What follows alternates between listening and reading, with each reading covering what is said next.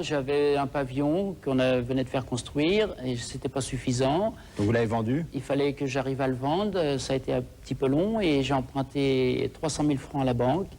On a eu beaucoup d'audace pour faire cette démarche. On n'avait pas de mutation, pas d'argent. Et contrairement aux apparences, tout s'est résolu.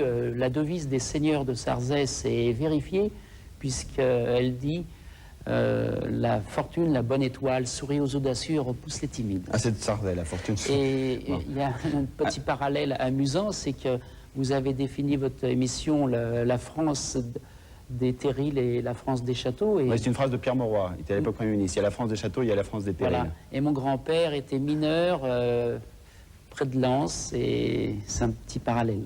Ah, il y a donc la France des terrils. Les terrils, c'est ces mines de charbon, ouais, c'est ça. Et donc maintenant, vous êtes maintenant dans la France des châteaux. Alors on va voir tout de suite votre château, parce que vous l'avez acheté donc avec 720 000 francs à l'époque. Il n'était pas ce qu'il est devenu aujourd'hui.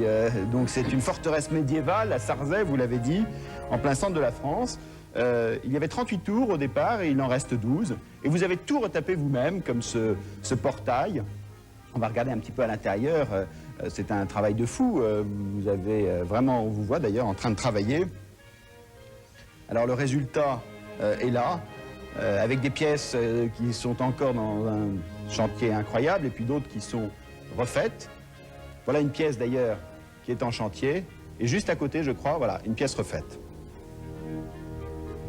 Alors nous sommes ici sous la charpente pointue d'un toit de votre château. Et puis ça, je crois que c'est la chapelle. Et comme Yves Lecoq tout à l'heure, voici ce que vous voyez de vos fenêtres. C'est magnifique. Aujourd'hui, un château comme ça vaut combien? 13 ans de travail? C'est un endroit de rêve. Les visiteurs sont ébahis d'admiration devant la beauté du site, du château, et devant ce qu'on y fait depuis 14 ans. Et on est très encouragé par les visiteurs.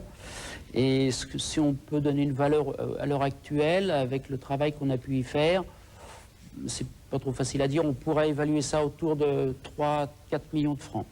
On vous laisse du temps chez EDF pour faire tout ça? Non, pas spécialement. J'ai toujours mon travail à accomplir, mais je suis assez dynamique et avec peu, je fais beaucoup. C'est une de mes devises. Et on a un 13e mois qu'on peut employer, qu'on peut prendre en congé. Et chaque instant pour moi, si vous voulez, je suis un peu l'acrobate. Vous y passez énormément de temps. Enfin, du travail. C'est vraiment votre passion.